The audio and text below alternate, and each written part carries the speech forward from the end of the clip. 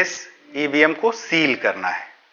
इस सील के लिए सबसे पहले क्या करेंगे, ये इनर डोर यानी छोटा डोर और ये आउटर डोर, ये दो डोर आपने देखा था। सबसे पहले इस इनर डोर में ग्रीन पेपर सील लगाई जानी है। ये ग्रीन पेपर सील हल्की हरी होती है और इसके पीछे दो कलर्ड डॉट्स होते हैं,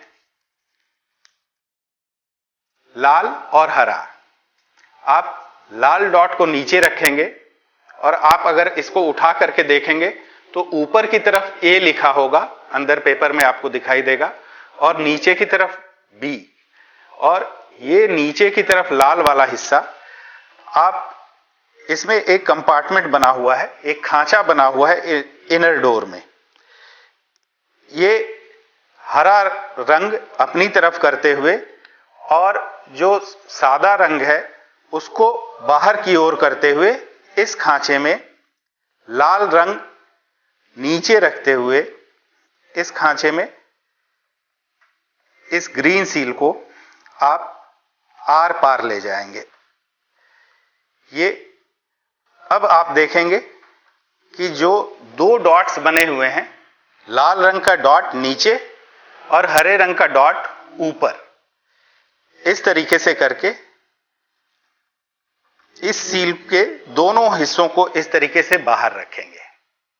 इसके बाद आप देखेंगे कि यहां पर एक छेद है। इस छेद के अंदर आपको ये स्पेशल टैग से इसको सील करना है और इसको क्लोज कंपार्टमेंट में सील करना है। अब इस छेद के अंदर आपने धागा डाला, इधर नीचे के जो सफेद रंग का छेद है उसके अंदर से धागे को ले जाते हुए और इस धागे को बाहर खींच लीजिए। अब ये धागा अंदर चला गया। अब इसके बाद इस धागे में दो गांठें बांधिए और उसके बाद एक एड्रेस टैग आपको मिला हुआ है। इस एड्रेस टैग पर एक नंबर होगा, इसको आप नोट कर लें और इसके पीछे अपने साइन कर दें और सभी पोलिंग एजेंट्स के भी साइन करा लें। थोड़ा कम स्पेस है लेकिन आप सभी के साइन करा लें। इसके बाद इस एड्रेस टैग में ये धागा ले जाते हुए और फिर से दो गांठें बांधें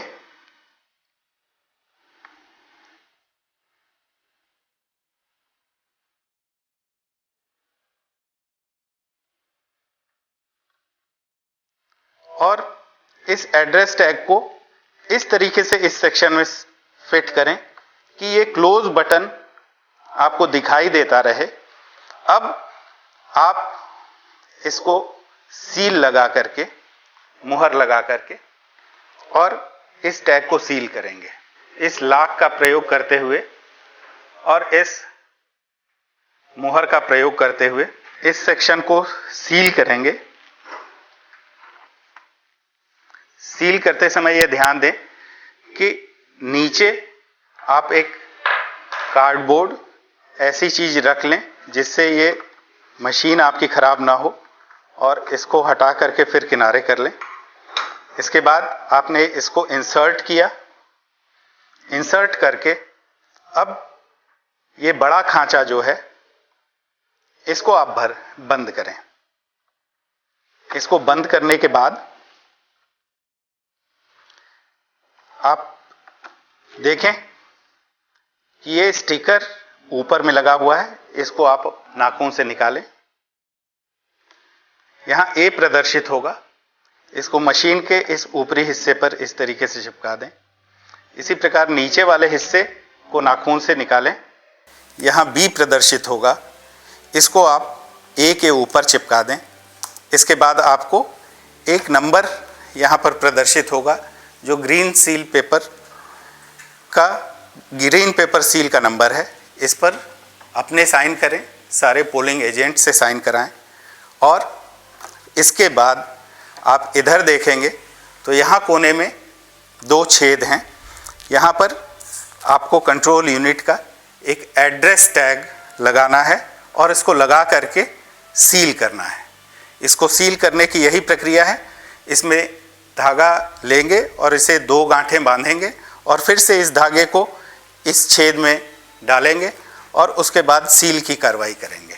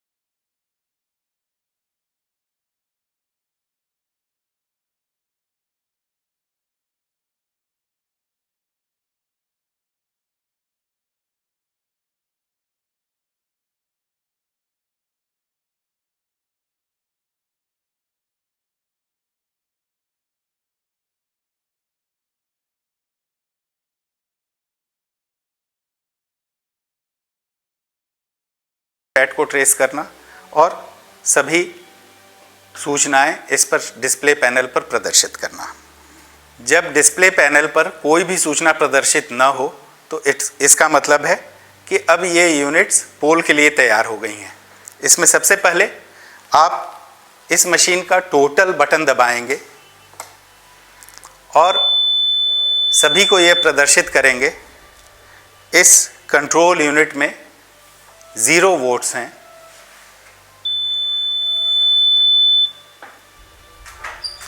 और इसका अंकन 17A रजिस्टर में भी करेंगे और उसमें पीठासीन अधिकारी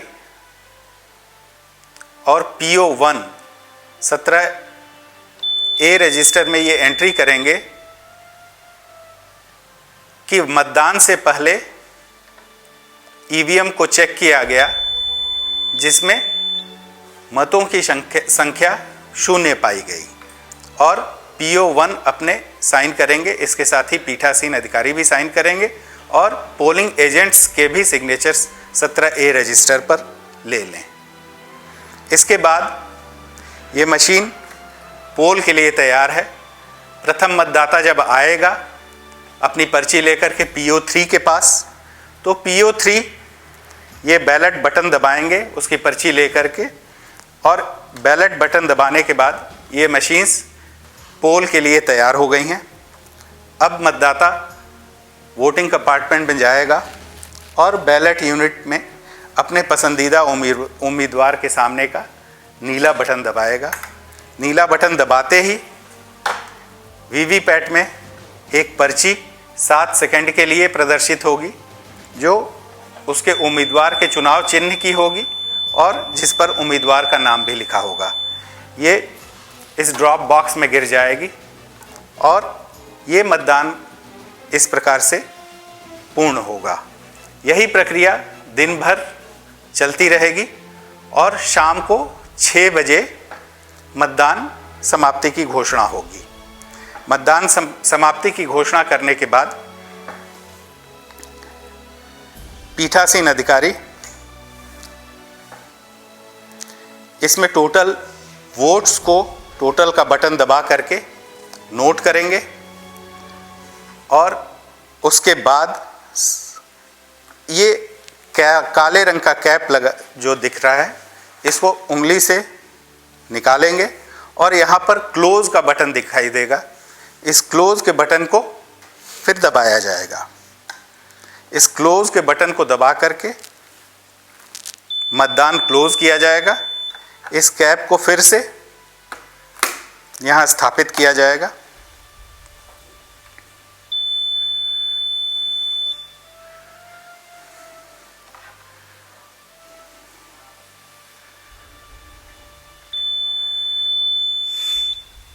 अब इसको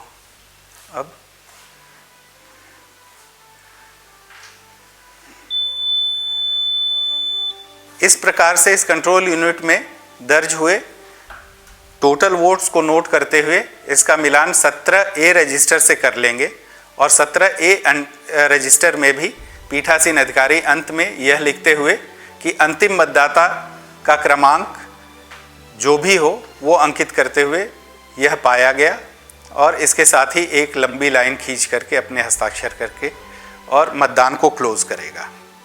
इसके बाद इस कंट्रोल यूनिट का पावर बटन फिर ऑफ करना है, जिसको हम ऑफ कर देंगे। इसके बाद इस वीवीपैट को अब क्योंकि ट्रांसपोर्टेशन मोड में ले जाना है तो इसके पीछे का नॉब जो कि हमने मतदान के प्रारंभ में इसको वर्टिकल दशा में किया था, इसको हॉरिजॉन्टल दशा में करना नहीं भूलेंगे। और इसके बाद समस्त विवरण जो ईवीएम से रिलेटेड 5 फॉर्मेट्स हैं उसमें समस्त सूचनाएं अंकित करेंगे। यह ध्यान रहे कि कंट्रोल यूनिट की बैटरी किसी भी दशा में नहीं निकाली जाएगी, लेकिन वीवीपैट की बैटरी जो कि पीछे होती है, जहां पर ये केबल है यहाँ ये बैटरी होती है और नीचे का ढक्कन जो कि आप हाथ से खोल सकते हैं, यहाँ पर आपको बैटरी दिखाई देगी। इस बैटरी को अगर आप पकड़ करके खींचेंगे तो ये बैटरी आसानी से बाहर निकल आएगी।